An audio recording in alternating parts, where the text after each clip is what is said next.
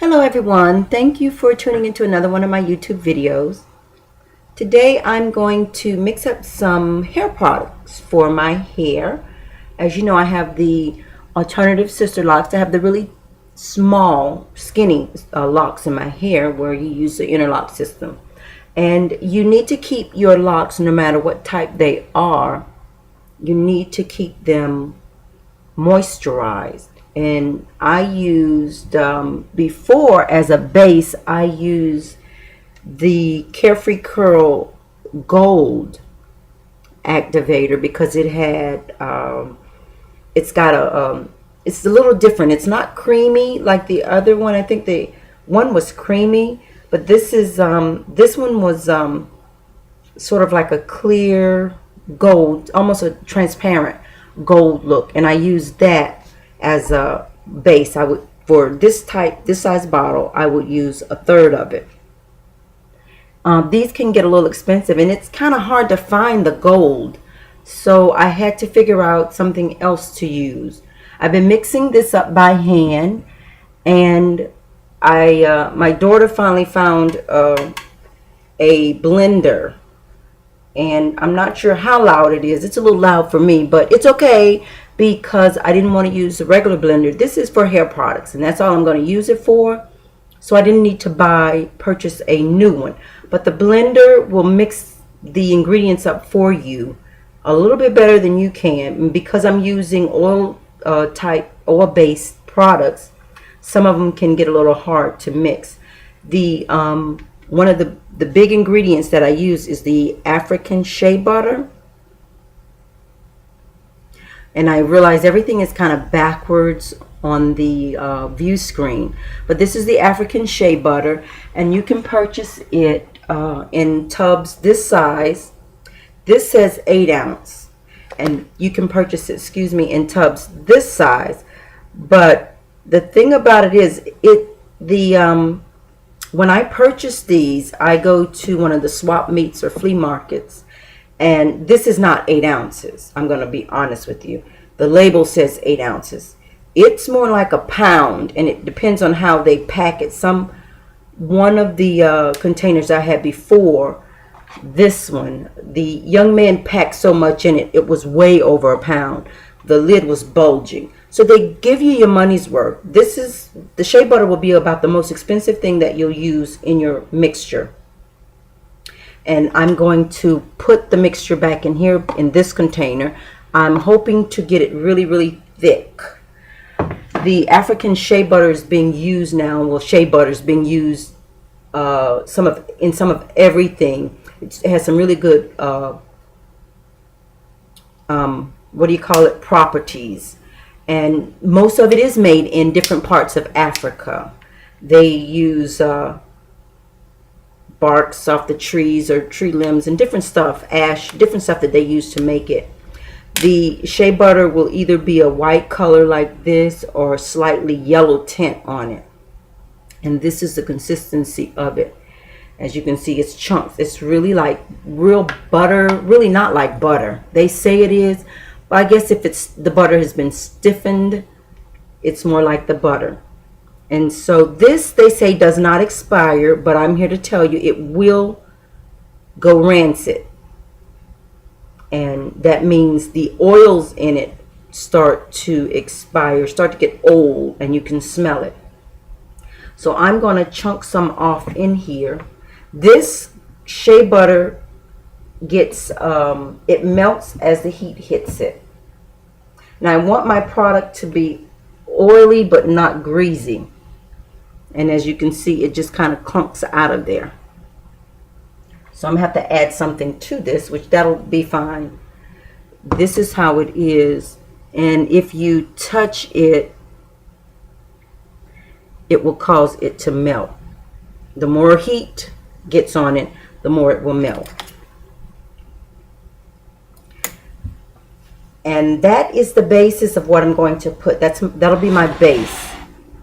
They have beeswax that you can use on your locks.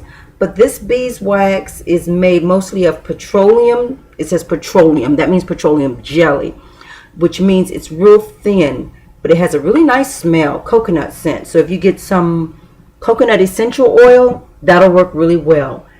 Most products have glycerin in it. A lot of them are using paraffin now. The paraffin is more of the waxy type, similar to this. And this is glycerin. Glycerin is in this was like one of the main ingredients in every skincare or shampoo hair product. Skin and hair are made out of the same thing coming through the body or out of the body. And one is just harder than the other. Hair, skin, and nails, they're all made out of the same thing. So whatever you use on the skin, you can use on the hair, providing it doesn't have any harsh chemicals in it. Just like with the nail products, you got oil that you use on the nails to keep your the cuticle oil. You can use any type of oil as long as you have some kind of oil. So this is glycerin. It's clear. And I was able to get this from, this is a 6-ounce container. It's 99.9% glycerin. It's used for softening the skin, as it says, a protectant. I purchased this for about $2. So I'm going to add some of this in there. As you can see, it is sort of like an oil, but I want enough in there. That looks like that is about a good ounce. And I'm going to add, this is castor oil. I really don't need it. It's similar to the glycerin. I'll just add a little for good measure. We used to put the castor oil on our hair when we were younger.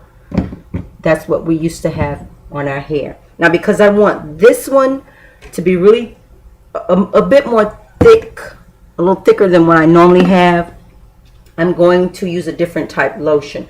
Lotion, yes, you heard me. I use lotion. That's my ingredient. That with the shea butter is what I use for my hair products that I mix up. This is something by Queen Helene, and the only reason I'm not promoting any name brand, but this is a cocoa butter hand and body lotion. It's 32 ounces for this big container. I was able to pick this up for like $2. When you purchase a lotion base this size, you may spend about $8 to $16, depends on where you purchase it from, for lotion base. That means unscented lotion. This lotion has a very faint scent, which means it's not going to be really perfuming and overpowering. So let me show you what that looks like, because I'm going to add some of that. I'm not going to have enough. This is how it comes out. It's a little bit more watery than the other one. And that's what I usually use in my base for my hair. But this time, because I want it thick, I really want to do sort of like a hair cream. This is Dermasil. Yeah, I picked this up from the dollar store, one of the little small 5 and dime stores, and it was $1. So I want you to see what that looks like. See how it just comes out? It glunks out, and that's what I want. I don't want it real loose. And so that's why I'm going to use this one. And I'm just going to put it down in there. This is what I use. And as they say, concocting. Someone was always mixing. You do your best mixing in the kitchen.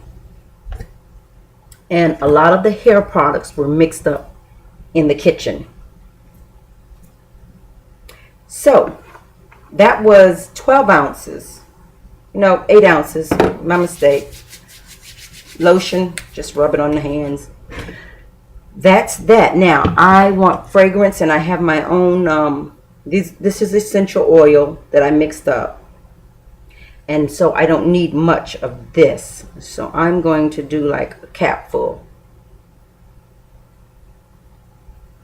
How about 2 capfuls? Don't need that much because it's essential oils.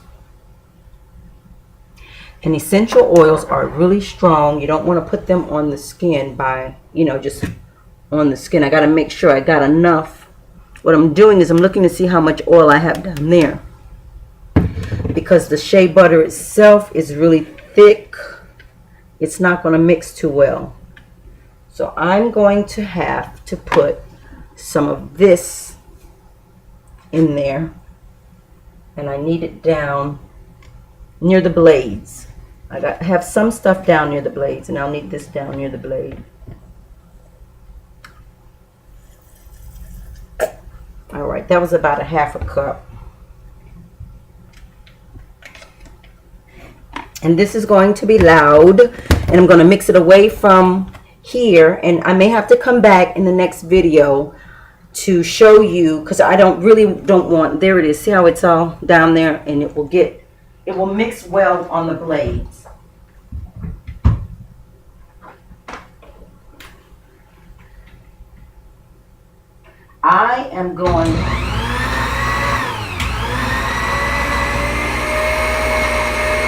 I'm going to put that on whip because I want some air in it, and I'll come back on the next video so you're not subjected to that loud noise in the background and show you what it looks like.